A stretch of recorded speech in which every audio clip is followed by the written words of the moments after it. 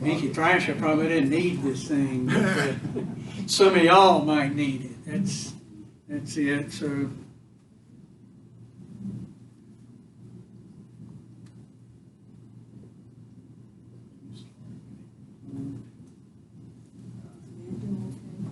Appreciate it.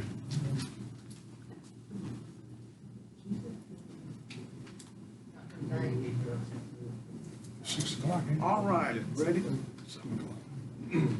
May I please have everyone's attention? A meeting of the Upson Historical Society is now called to order. On behalf of the society, we welcome everyone to the meeting and program. Do we have any visitors here? Raise your hand. Okay. We'll start on this side. Tell us your name. Lee. All right, next. Tell us your name. Katana. All right, let's go down on this side. The next visitor, yes, sir. Yeah, my name is Granger, because my wife and I just moved back here after being gone for many decades. I grew up here. Very good. Welcome back. Anybody else on this side? Okay, starting at the front, going back. Who's going to admit they're a visitor? Introduce yourself. Yes, ma'am. Good to see you. Good to see you. Next. Tommy, Amy. Good to see you. Nail Loomis. Anybody else? Go ahead. I'm Mac Perkins, and this is my wife, Bobby. I'll tell you this, Ned. Okay. I can't see you way back there. And if you'd like to join, we have membership rooms back here at the back. It's $25 for the year. Okay, that's what I was going to say. I'm going to extend an invitation to join the society, get the newsletter, participate in our activities. We got applications on the back table. We also will accept cash donations and good checks. Okay. We have DVDs of past programs are available. We're changing that technology. Does anyone have any special announcements? Okay, I want to recognize Kayla Jones. She is the Communication and Marketing Manager for UHS. Let me tell you something about her background. She is a senior at Gordon College in the History Honors Program. She's originally from Barnesville, not Bonneville, and now lives in Upson County. Is there anything else that needs to be brought up before the program? Okay, I'll now turn the program over to Mr. Gary Gill, who will present our speaker.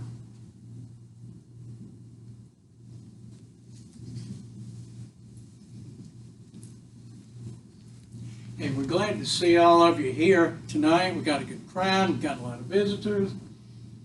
And I'm not going to take too long. I would like to say that this program was originally scheduled for last April 2020.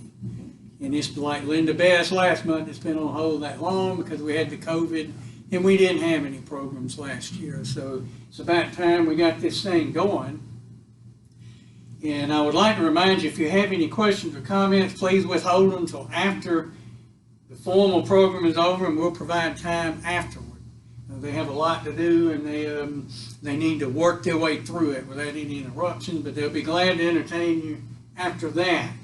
Now, our speaker, Mickey Thrasher, many of y'all know him. You know his voice if you don't know him or have never seen him. But he tells me he's been in broadcasting since 1969.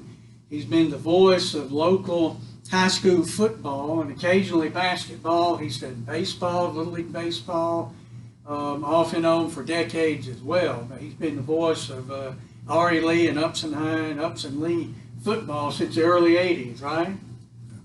And without any further delay, I'm going to turn this program over to Danny Homer and let him get it started. Turn it over to me. You want me to give it to Mickey? Yeah. All right. Well, I'll turn it over to Mickey then. Thank you, Gary. Before I get started, there's one person in the room I do want to recognize, and I was speaking with him a moment ago. Gary Granger, if you'd stand up. Gary is from the community. And Gary, the age of 16, you became a DJ in Atlanta, Quixie Radio? 15, WQXI. When the Beatles came to Atlanta in '66, Gary was on stage with them. And he's got some great stories. Gary's been all over the U.S., different radio stations, Miami, Los Angeles, California, everywhere.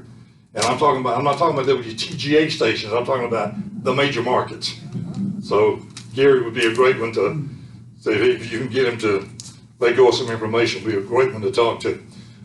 As Gary Gill told you a few moments ago, we started this a little over a year ago. And of course the coronavirus hit. I was fortunate enough to have gotten this interview, but I got it through Danny Hunter. Danny had gone to visit Wayne. Danny jumps on a plane and takes off to Miami just to talk to Wayne Cochran. And it was through that visit with Wayne that Danny gave me a call, came to the radio station. He said, look, you need to talk to Wayne Cochran. And I had been wanting to do it anyway, just hadn't gotten around to it. I was lazy. But Danny got me jump started in that direction. And of course, everything came to fruition. So I'll let Danny take it from there on his trip down there and how all this came to be. And we'll start the presentation. Thank you, Mickey. I'm going to try to be as quick as possible because I know we got a lot of material here to cover. But yeah, basically the seeds of this program were planted in 1966 when I was in my childhood home on Diane Drive. I was about 10 years old, and I heard my dad hang up the telephone, and he announced to my mother, he said, Wayne Cochran's about to come over to the house. And I knew my dad had talked about Wayne a lot over the course of my youth, and I didn't know how he knew Wayne Cochran, and still don't know to this day. But about 30 minutes later, he drove up at our house on Diane Drive in a convertible, long 60s model Cadillac, and he got out with his big bouffant hairdo, and he was a thin guy with jeans and everything, and he walked inside, and of course I was kind of appalled, at the sight of him at that age. They went inside and talked for a little while, and he came back out, and then he left, and I don't remember even having any words with him or whether he spoke to me or not. But that's how it began. And so, like I said, that was 1966, 55 years ago. I retired from my job in 2011, and it never occurred to me to ask my father why it was that Wayne Cochran came over or how he knew Wayne Cochran. But I had some time on my hands, and so I decided to search and find out where he was. And I looked up on the internet and found out he was a pastor in a church in Miami. And so I called the church and spoke to his secretary and left my number there. And a couple of days later, he called me back. And so we spoke for a few moments, and I just asked him if he would mind if I came down and visited with him. And he said, fine. I told him I was from Thomaston. And so I flew down there. I got a $358 round-trip ticket to Fort Lauderdale and flew in, met him at a Chili's one morning, and we spoke for about an hour. And ultimately, the question I wanted to ask him was, how did you know my dad? And I did finally get to that question, but he didn't remember. He didn't remember. And so here I am after all that investment in time and energy. He didn't remember, which I understand, of all the contacts he's made over the years. I mean, think back now when you were, I guess in high school or college, and he was that age at that time period. He was in his 20s, I guess, when he came to the house. I don't even remember a lot of people I went to high school with and stuff either. So anyway, that's how that came about. And so when I got back, I had his cell phone number, and I told Mickey about it, and I asked Wayne at the time when we were talking if he would be interested in doing an interview, and he said he would.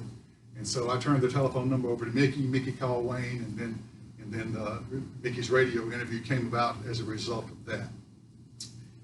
Okay, so anyway, my part in this basically is reading the obituary, because I think it's important that we talk about the things that Wayne did. Mickey got into the details of it, but I'm going to do the broad brush. First thing I wanted to say about it is that I believe, in my view, that Wayne Cochran is the most famous entertainer to have ever come from Upson County, Thomaston, Georgia, obviously. I think when you have your name up in lights at the Las Vegas International Hotel, which was the largest hotel in the world at the time in 1969, and you're on the left side of the marquee as the opening act for Elvis Presley, that you can truthfully say that he was the most famous entertainer musician to ever come from this area. The obituary. Wayne was born May 10, 1939, to Talvin and Millie Lee Cochran, and he died on November 21st, 2017 in Miramar, Florida. He was born in a cement block house, the bedroom of a cement block house on Highway 19 South in Thomaston, and he went to John B. Gordon School through the 8th grade. He left school in the 9th grade, and there are two stories about that. One of them is he left because they wanted him to cut his hair. When I talked to Wayne down in Miami, he told me that he took algebra in the 8th grade, and that they wanted him to take algebra again in the 9th grade, but he didn't want to. And so he quit school then. But after he did that, he did several jobs around the Thomaston area, and some of you are going to remember this if you're as old as me or older, that he was a roofer, a furniture salesman, a construction worker, and he was a garbage collector for the city of Thomaston. You remember back in the old days, they would go around in your backyard with the big plastic bin and turn the 50-can barrel over it and carry it back to the truck. So he did that job in those days. This obituary written by the Washington Post says, for a few years in the 1960s and 1970s, one of the music world's most extraordinary showmen was a Georgia-born rhythm and blues singer named Wayne Cochran. Inspired by the vocal styles of soul superstars Otis Redding and James Brown, he was once billed as the White Knight of Soul. With his gravelly voice, gravity-defying hairstyle, and outrageously dynamic performances, Mr. Cochran became a cult favorite and was an influence on Elvis Presley. He had an unforgettable stage presence that led entertainer Jackie Gleason to call him the wildest guy I've ever seen in my life. Mr. Cochran began his career in the 1950s singing country and rockabilly, and one of his tunes, Last Kiss, became a major hit for two other groups.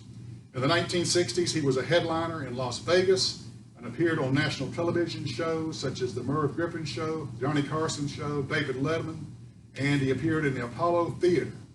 He also did a movie with Ann Margaret and Joe Namath, and he appeared in 2 episodes. This is an obscure fact that I learned. Remember the old television series, The Wild Wild West with Robert Conrad? He did 2 episodes of that, of The Wild Wild West. His band, the CC Riders, included backup singers and a blazing horn section, all performing slick, choreographed moves, and his shows had no stopping point. The band kept playing from one song to the next as the music and audience reached a point of frenzy. In Las Vegas, where he once made $14,000 a week, Mr. Cochran began wearing custom-designed capes and rhinestone-studded jumpsuits, a style that was later picked up by Elvis Presley, who also borrowed some of Mr. Cochran's songs. Whenever he was on stage, Mr. Cochran was unmistakably the center of attention. His platinum blonde pompadour towered 6 inches or more above his head, like a helmet constructed of cotton candy. He modeled his look after Marilyn Monroe and a wrestler from the 50s, George's Gorge. He had a raspy power saw of a voice accompanied by a dazzling array of dance moves, spins, and slides, including a sideways shimmy across the stage on one leg. In the early days before Las Vegas, he drove from town to town behind the wheel of a baby blue Cadillac with his name painted on the side. His band followed behind in a bus or a hearse. During his raucous performances, Mr. Cochran walked across tables and bars and sometimes fell to his knees, seemingly overcome by emotion, only to rise again, revived by the sheer force of his music. Blessed with a scorching, soulful voice and a flair for the theatrical, he burned through everything he sang with an intensity that should have made him an international superstar. But life on the road took its toll. Drugs and marital problems left Mr. Cochran in despair. He says, I had everything. I had gone from nothing to everything and was headed back to nothing. Mr. Cochran largely abandoned his music career at age 40 and turned to preaching. For the rest of his life, he was a born-again pastor of the Voice of Jesus ministry near Miami, which featured Bible readings, shouts of hallelujah, and a state-of-the-art sound system for whenever Mr. Cochran felt the urge to sing. So that's from the Washington Post. So that's pretty much all the talking I'm going to do. Mickey, all right, we're ready to go, I think. Yeah, you got the mic? Yes, sir, here we go. First of all, we're going to let Wayne tell his story. I'm not going to sit here and talk about Wayne. I'm going to let Wayne tell it. this interview was going to be bits and pieces of the interview that I did.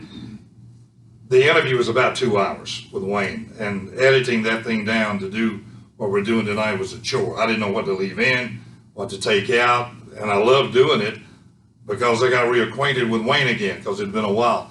But anyway, we'll start it. Wayne, of course, as Danny just told you, from Thomaston, and you're going to hear from Wayne. Wayne's going to tell his story. This is Wayne talking about making his way to Macon. Macon was the closest thing as far as music went that drew him. There was Little Richard, there was Otis, there was the Pine Toppers, Johnny Jenkins and the Pine Toppers. That's what drew him, and he makes his way to Macon, Georgia. This is Wayne talking about making his way from Thomaston to Macon, Georgia, splitting both ways. Well, actually, I stayed in Thomaston until I was about 17 or 18. And then I moved to Macon. But see, I worked in Macon while I still lived in Thomaston. I would drive down there every day and drive back every night on Highway 74.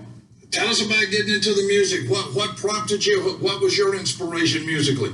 Well, in the beginning, my dad played a little guitar. I never heard him play guitar, but when he was younger, he did. And I had an aunt, Aunt Rushi Starley, whose husband had a guitar. He passed away, and she kept it, and it was one of those old silver-tone guitars with the silver bill on the front and the palm trees painted on it, you know. And she finally threw it away, and my daddy knew about it, so he went to the trash can and got it out, went to the trading post there in Thomaston, bought a set of strings and a bridge, and strung it up and gave it to me, and that's the guitar I learned to play on. And what kind of music were you drawn to? Well, back then, of course, I remember one of my favorite movies was the life story of the Glenn Miller story, because he had a big band. But mostly what I got out of that was the bus and the traveling that he showed them doing. But about the only music where we were from was country. And the only sort of rockish or uptown music in country was Hank Snow. So I was a big Hank Snow fan, you know, the Silver Rock, Golden Rocket, and Moving On, and songs like that. And that sort of led me into that kind of music. And then one day, there's a friend of mine come to the house and says, there's a guy on the jukebox down here, you gotta hear. And we went, and it cost a dime to play the jukebox. You get 3 plays for a quarter. And we played about $2 worth of that song, and it was Elvis Presley's Baby, Let's Play House. And I thought that the echo in his voice, you know, baby, baby, baby, baby, and on the guitar was just incredible. So I really got into Elvis Presley then, and that was before he ever signed with RCA Victor. That's what he was still on Sun Records then. When you go into your show, when you started off, yeah. where did the style come from? That pompadour, that hairstyle, the flashy outfits, where did that all come from? How did that originate? Well, I come from different places. Like, for instance, I finally got to listen to James Brown, who's live at the Apollo album, and I thought his music was just absolutely unbelievable. And so we started playing some of that kind of music, and in doing so, as I was listening to him, I got to watching him, and I watched the way he did a show, and he was totally original. What James Brown was doing back then, nobody else was doing. And it really wasn't R&B, it was funk music. And so I got into that. And James Brown at that time, of course, he wore incredibly tailored clothes, and he had a pompadour. And I wanted a pompadour.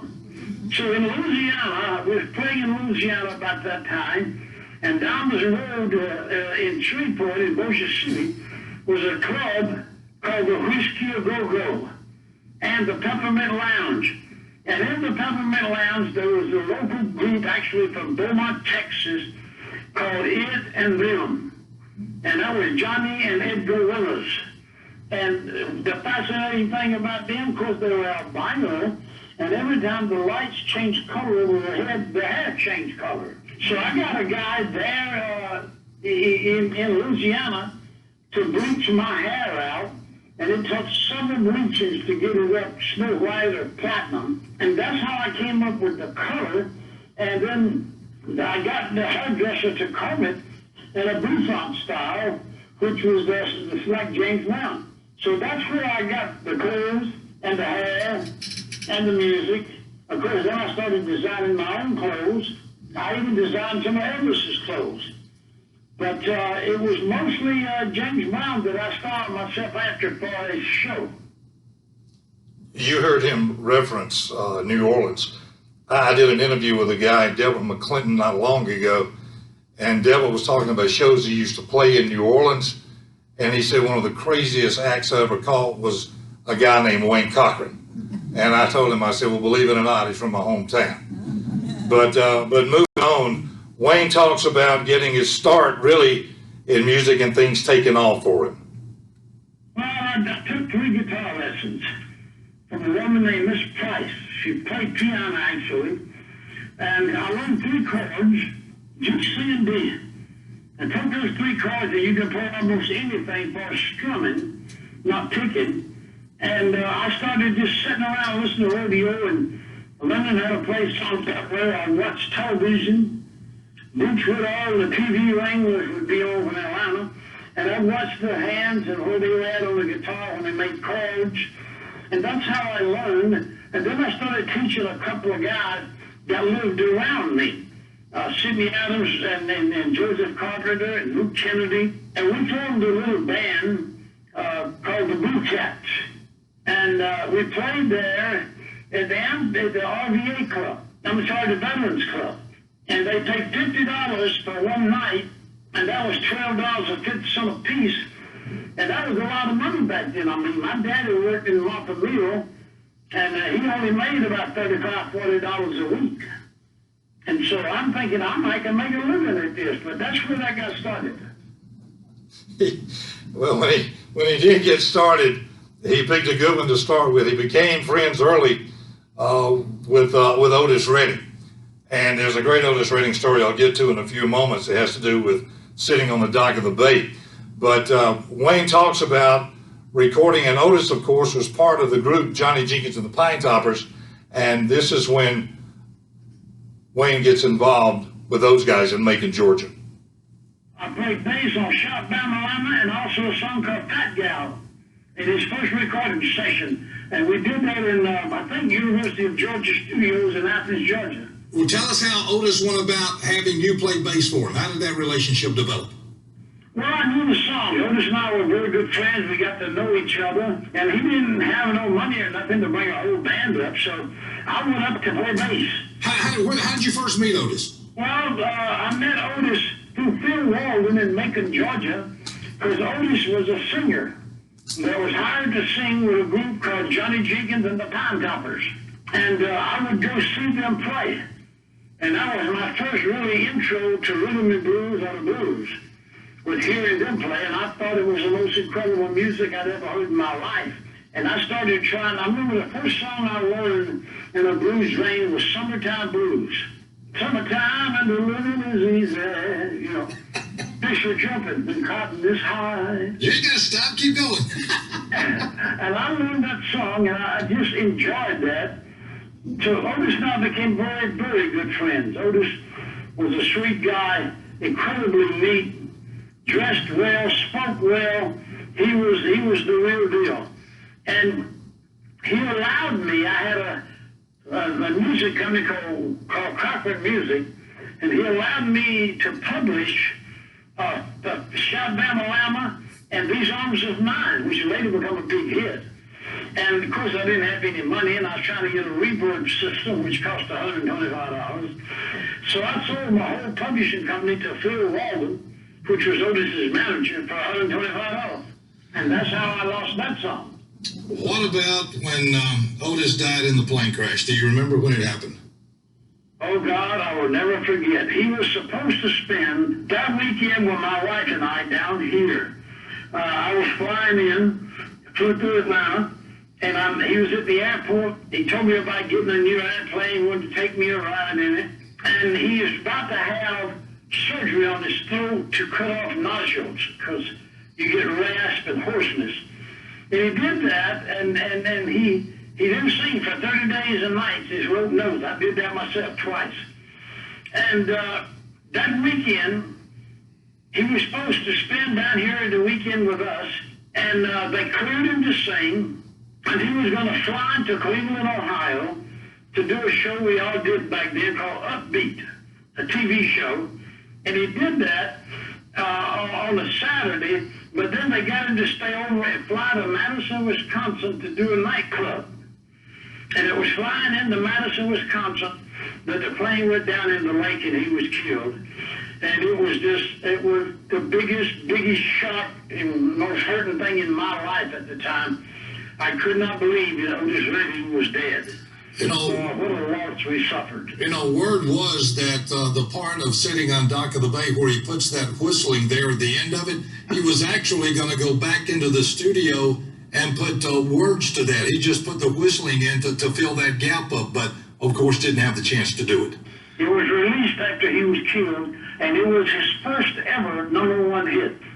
He loved the way I did a show, so he would fly down to Miami and see the band and watch how the choreography went into arrangements and everything.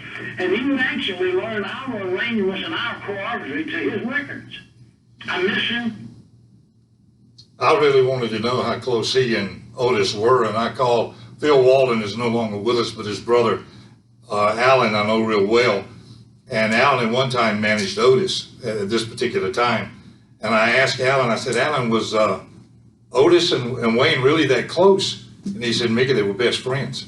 He said they really were. He said they were best friends.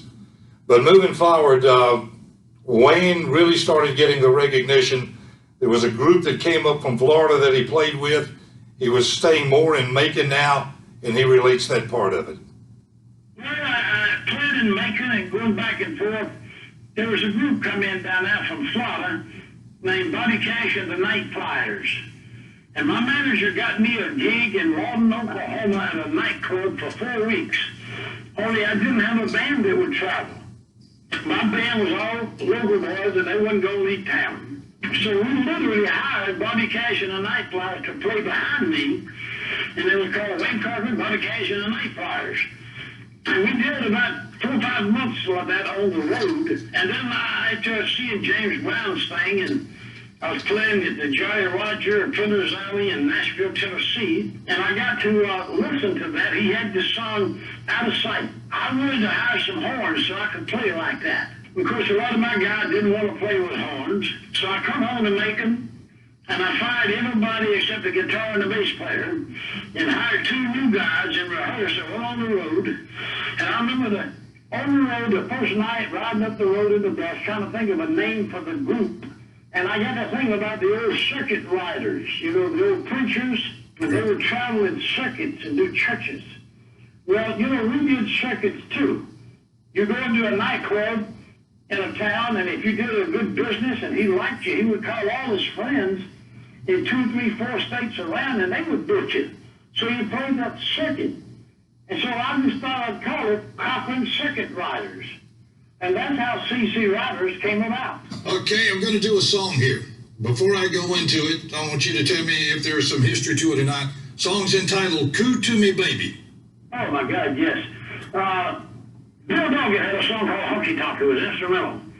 I took Honky Tonk and put these words on top of it. And the word coo comes from like pigeons coo. This love sound, Mm-hmm. And the real song comes Coo to Me Baby. And we recorded it, released it, and it was considered so vulgar at the time. It got banned on 2 or 3 major stations. So I went back and re-recorded it under the name The Great Sebastian out of the movie Greatest Show on Earth. And so we released it under that name in its original form, and I changed a little bit of it up and put it back out as the Coo on Scotty Records, which was part of the record company out of Atlanta. But that song hit the charts, believe it or not. Now, I'm not going to play that. I'm not going to play that song. How many of you know the story behind Last Kiss? Think that you know the story. I promise you, those of you that think that you know it, you're going to have your version of it. They're going to have their version of it. There's about 10 or 15 of them. Well, Wayne's going to set the story straight. I got Wayne to give me the story of Last Kiss. Now, He wrote this thing. Well, that song, that story had been so distorted over the years. There's 20 versions of it out there. But I lived on Highway 19 south of Thomaston, Georgia. And there was a lot of accidents on that road. And I was sitting one day, and there was a song out. It was like a tragedy song. And I said, you know, I should write a song like that. So I wrote the song, and I wrote the words. Now, at the time, I just pictured a place on that highway where the accident happened, and I pictured it being a rainy night. Is it a true story? Let me start. Is it a true story? No, it wasn't, but it became one. All right, go ahead. I'm sorry. Go I ahead. wrote about that scene, and I knew a girl named Poochie Clark that had a sister named Janet Clark. And she was killed in a car accident in Barnesville, Georgia, on her 16th birthday. And I felt like I wanted to do something for the family. And I had just written Last Kiss, and I was playing it in living rooms around town, you know. And I played that song and dedicated it to Janet's mother. And I kept doing that wherever I played it. So when I recorded that song, I dedicated the song to Janet's mother. And that's how she became associated with the song. But she was killed in a car accident at Barnesville, Georgia. And that car accident was linked to the song then. And that's how that linkage came about.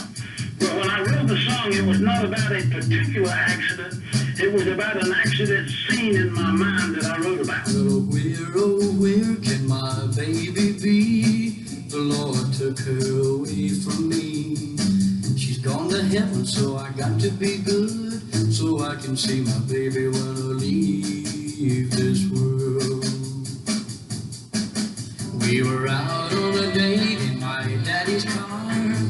We hadn't driven very far. When there in the road, straight ahead, a car was stalled, the engine was dead. I couldn't stop, so I swerved to the right. I'll never forget the sound that night, the crying tires, the busting glass, the painful scream that I will last. Well, where can my baby be? The Lord took her away from me. She's gone to heaven, so I got to be good, so I can see my baby when I leave this world. Well, when I woke up, the rain was pouring down. There was people standing all around. Something warm running in my eyes, but I found my baby somehow that night. I raised her head, and she smiled, said, hold me, darling, for a little while. I held her close, I kissed her, I last kiss. I found a love that I knew I would miss. But now she's gone, even though I hold her tight. I lost my love, my life that night. Well, where can my baby be? The Lord took her away from me. She's gone to heaven, so I got to be good, so I can see my baby when I leave this world.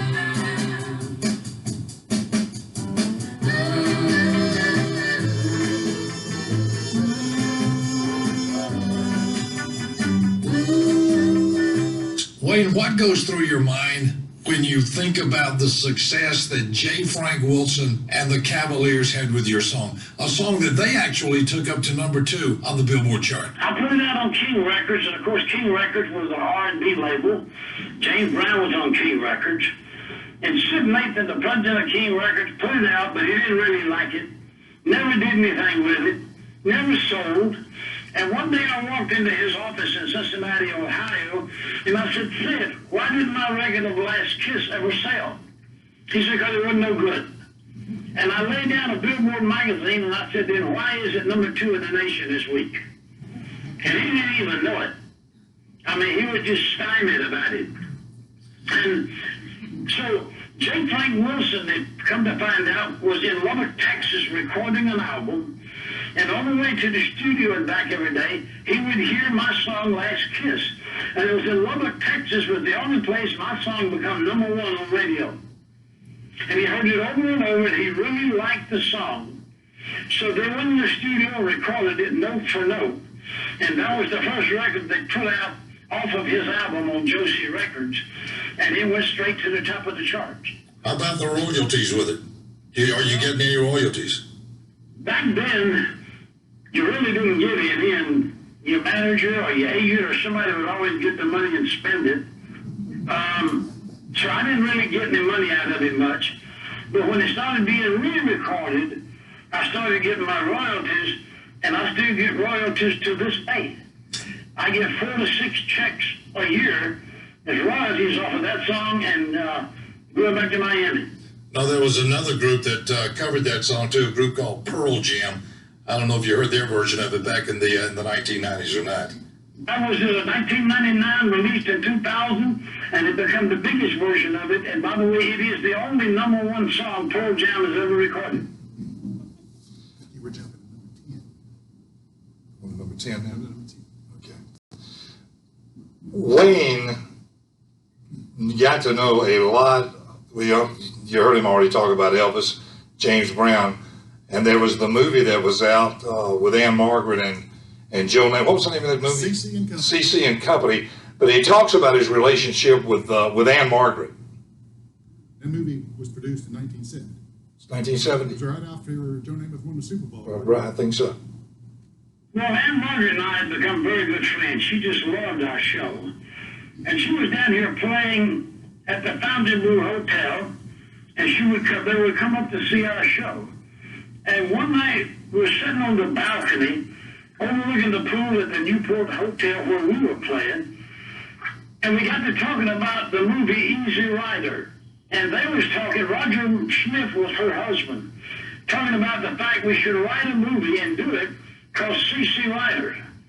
And they did, but then we couldn't call it CC Rider because of Easy Rider is too close to the name. So we called it CC and Company. And I couldn't play the lead role. They got Joe Namath to do that because I was playing somewhere else at the time. In fact, I think it was Vegas. I couldn't get out of the contract. But when they come to the scene where they pulled up and outside the marquee said Wayne Cochran and CC Riders appearing tonight, actually they pulled up on the motorcycle in Tucson, Arizona and walked into the club. And then they come to Las Vegas and filmed them walking into the club in Las Vegas. And I was on stage, and I was doing Can't Turn You Loose by Otis Redding, and that's how that came about. One of his biggest fans when he was playing in Miami at a place called The Barn. Oh, we got the video. I'm sorry. Got a video.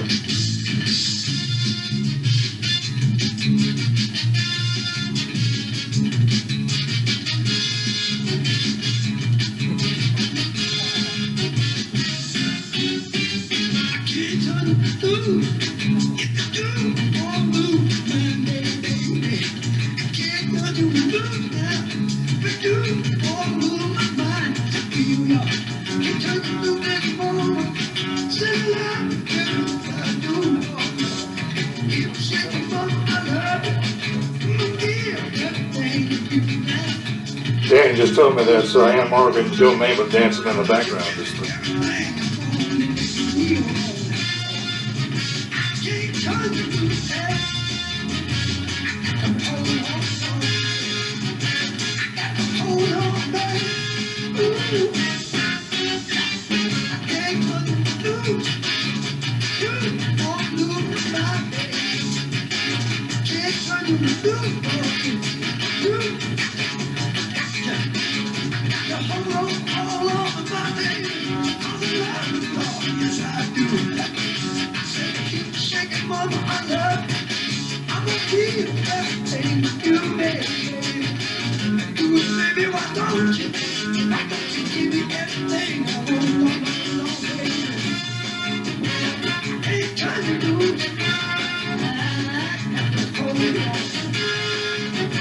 Hold on, baby.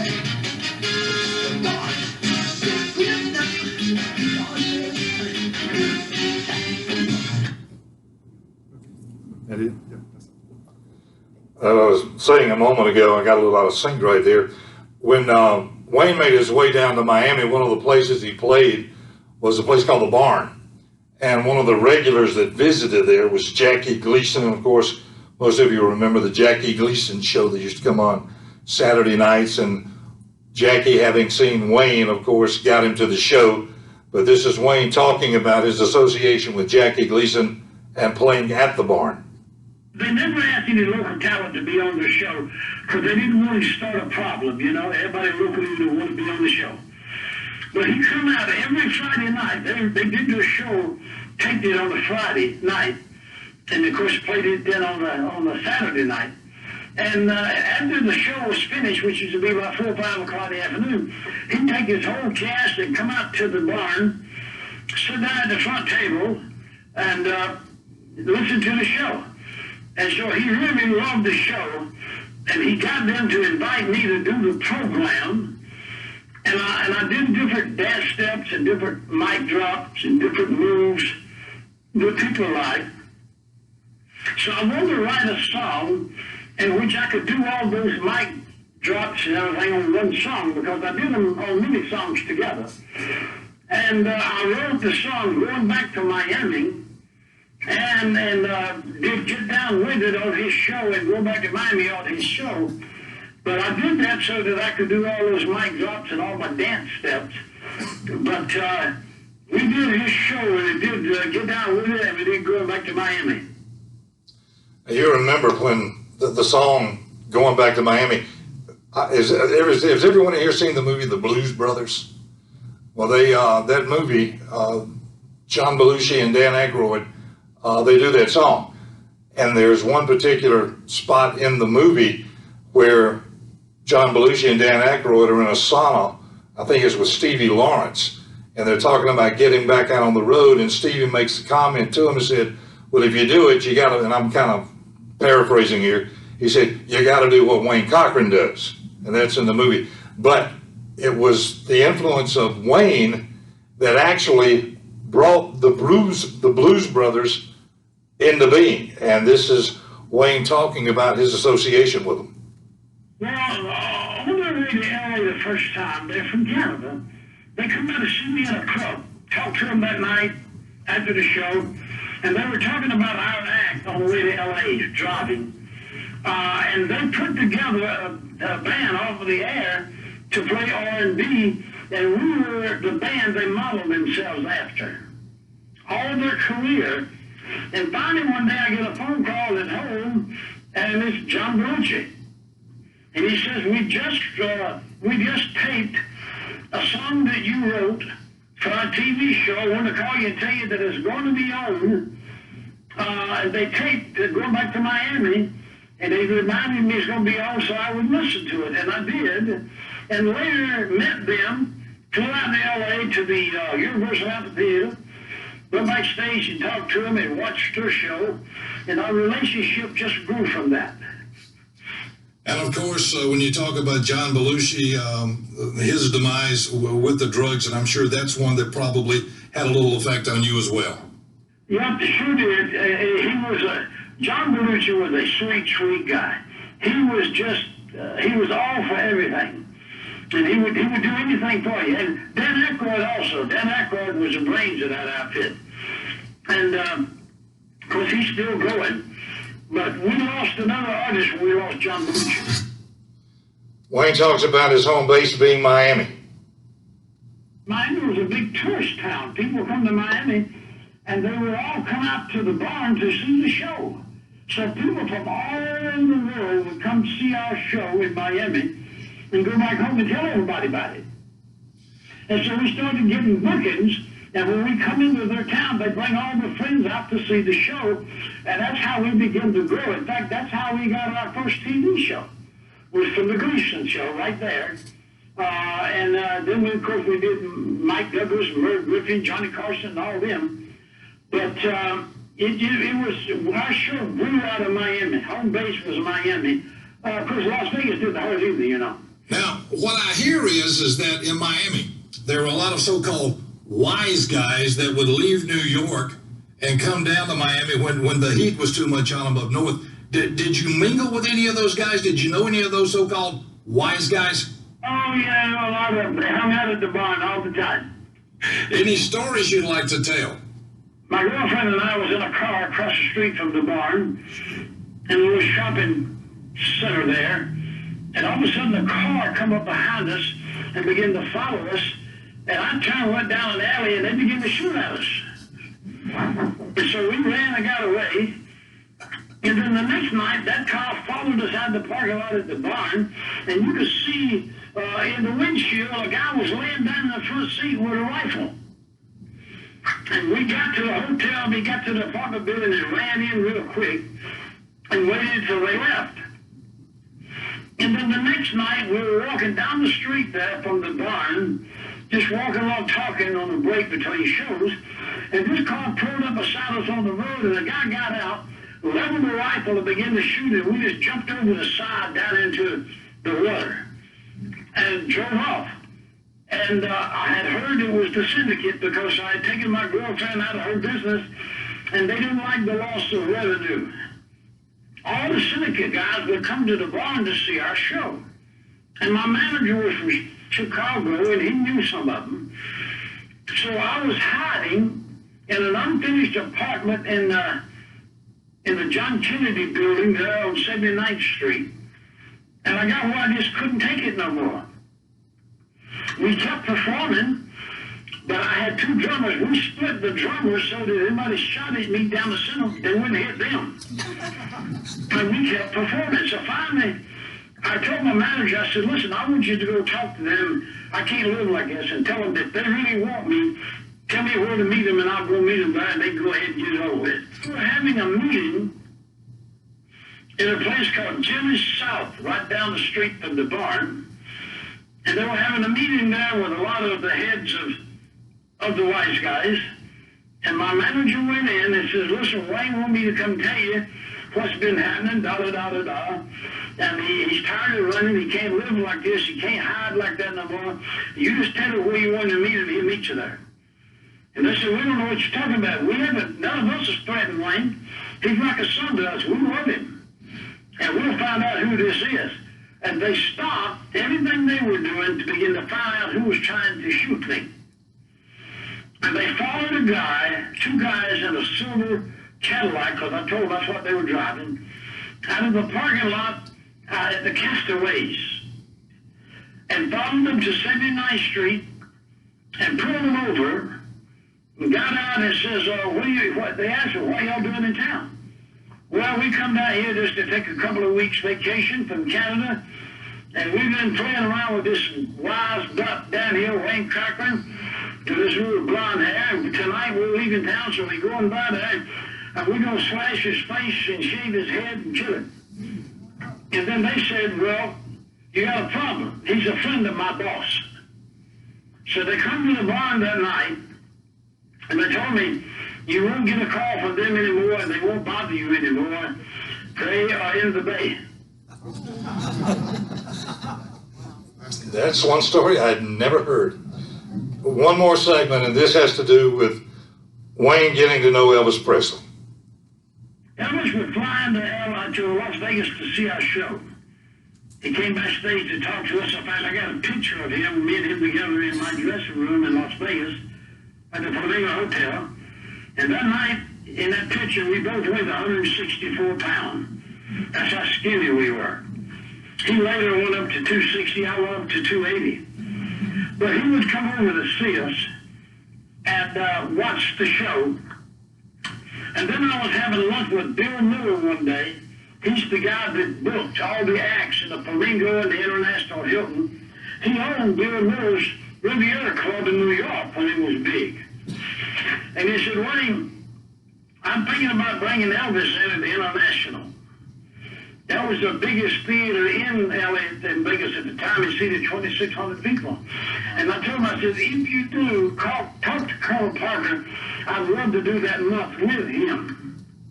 I continued to get to know Elvis. And the first month he was back at work, after 9 years of not working live, he played the International Hilton, and I got a picture of that marquee. On one side it says Elvis, on the other it says Wayne Cochran and C.C. Rogers and Ike and Tina Turner. And we played that with him like that for a month. Is it true you gave him a couple of jumpsuits? He loved my clothes. He liked the colors, he liked the style. And back then, I had designed a suit for myself. It had like a Napoleon-type collar. It had the slanted cuffs on the bottom of the pants and the slanted cuffs on the jackets. So I designed my suits, and Rudy's Rodeo Tailors in L.A. made them. And when he went back to work, I had a couple of suits made for him and gave them to him. I gave him one, I kept one. And on the inside it says made expressly for Elvis Presley. Well, he took that pattern and had him a suit made, a black suit, and that's the suit he wore opening night when he went back to the Hilton in Las Vegas to start playing Las Vegas again. He wore that suit, and from that suit came the other jumpsuits of his.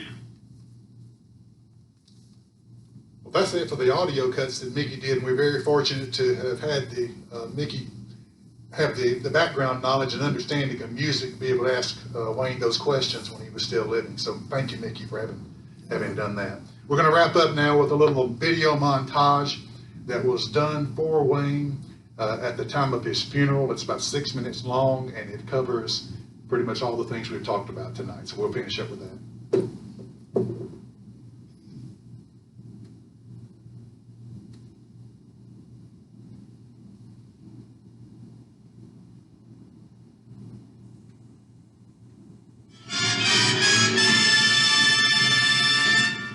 Ladies and gentlemen, occasionally I go to a nightclub.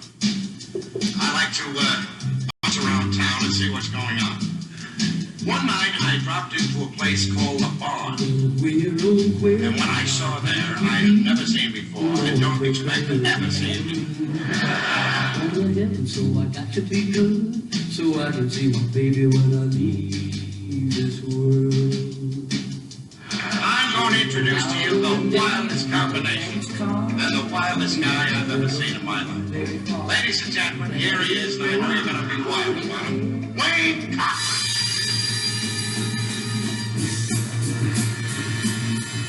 I never want to cut your hand. Come on. We're going to take a trip. Yeah, come on.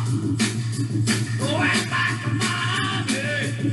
Going back to Miami. Going back to my girl. Going back to my girl. Going back to Miami. Going back to Miami. Going back to my girl. Going back to my girl.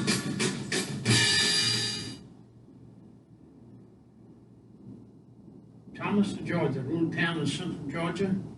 And my dad gave me a guitar from O.W. Jones Hardware. And I learned to play it. I stayed at home and talked 2 or 3 guys around the house how to play. And we formed our first band. It was called the Rocking Crew.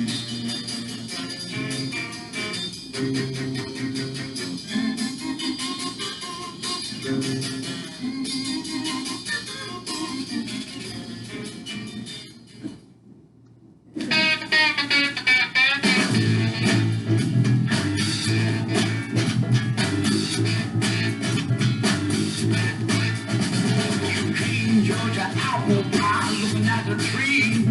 You came Georgia haunted by looking at the tree. You came Georgia sister by looking at the brother. Now you came Georgia book by looking at the brother. Can't you see?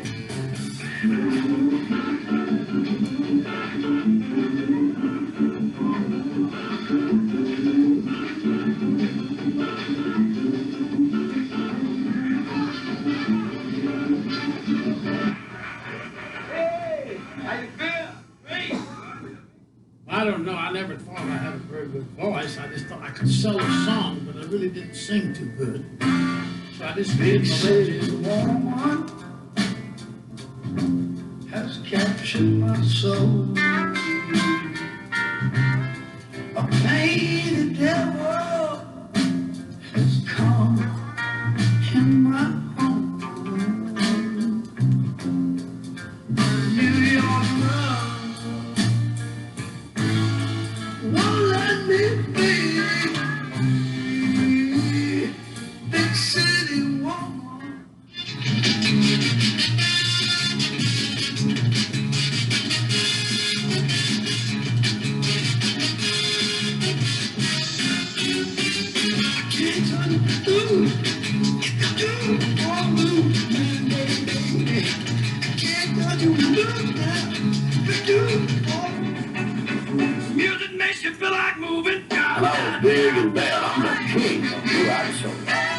Wayne, CC, love it. Makes you feel like moving, hugging, Get on my line, go.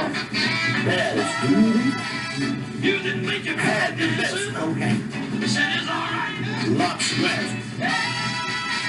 Music might be And every time Monica left, my God, I would start raving insane and become the biggest jellyfish and walk in town.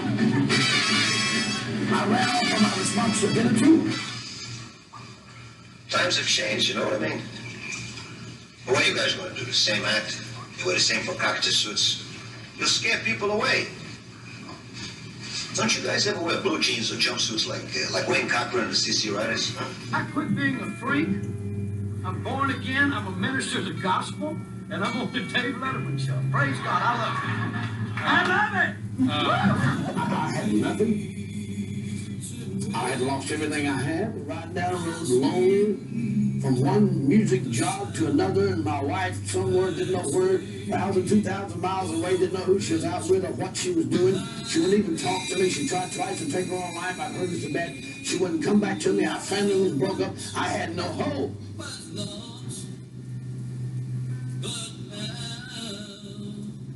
Baby, when you are dying, when there is no other way,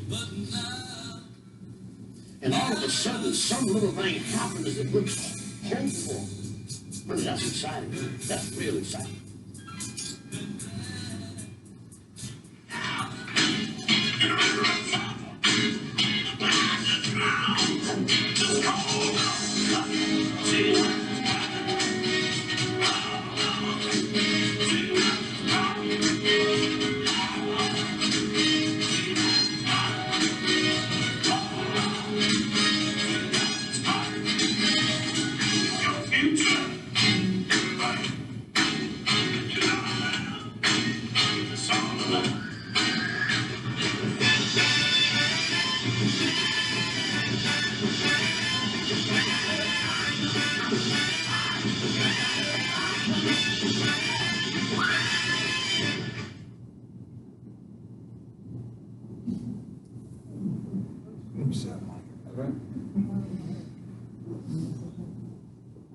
And that is the program.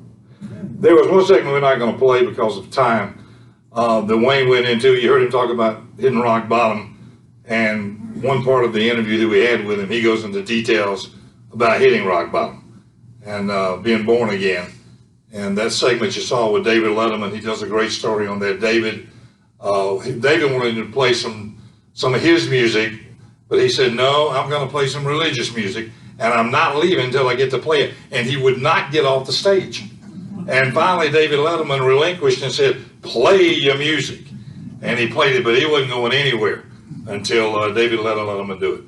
Listen, I want to thank everybody for showing up. It was a great interview that Wayne, all I do is ask the questions, and Wayne's got to give the answers up.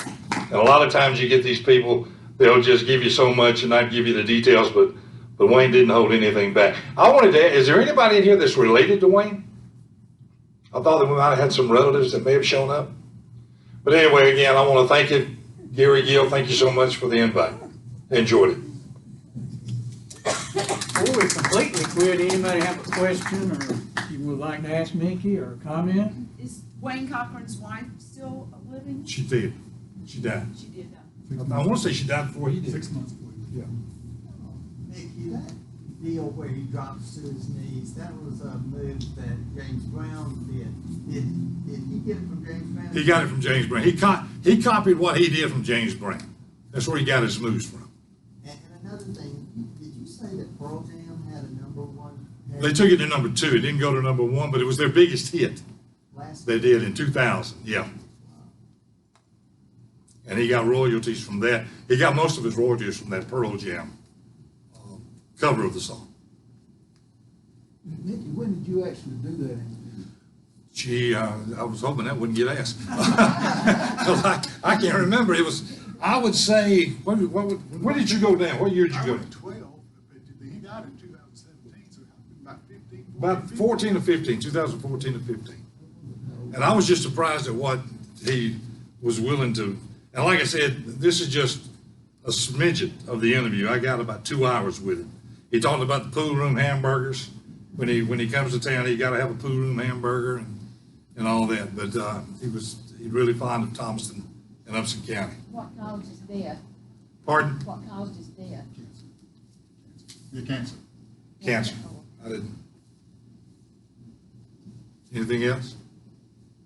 I'll throw my 2 cents in. I told y'all earlier, when I was in the 8th grade, he had a daughter who was in the 7th grade. And I went to one of those little teeny bopper 8th grade parties, like he used to have.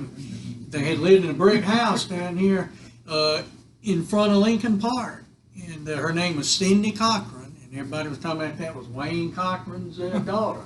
And I'd seen Wayne in his convertible before, but I was impressed with that. Does anybody, Wayne actually played here at the Civic Center. Does anybody remember that? Played at the National Guard Armory. Oh, the Armory, but he also played here at the Civic Center as well. In the 80s, I think it was. But a lot of people didn't remember that, but I was there and saw it, and I said, I want to see this guy named Wayne Cochran, and he didn't disappoint. But yeah, the Armory's where, you're right about the Armory. That's right. That's where. I saw him many times over the years. One story he shared with me, and there are versions of this, but the story he shared with me was when he finally made it big, he wanted to impress Mom, and he bought the Cadillac, as your associate was talking about, made the drive up here, and he said, Gary, I drove up, I was so proud, I drove up in Mama's front yard in that big old Cadillac, and she came out and looked at it and said, Wayne, you must have spent $500.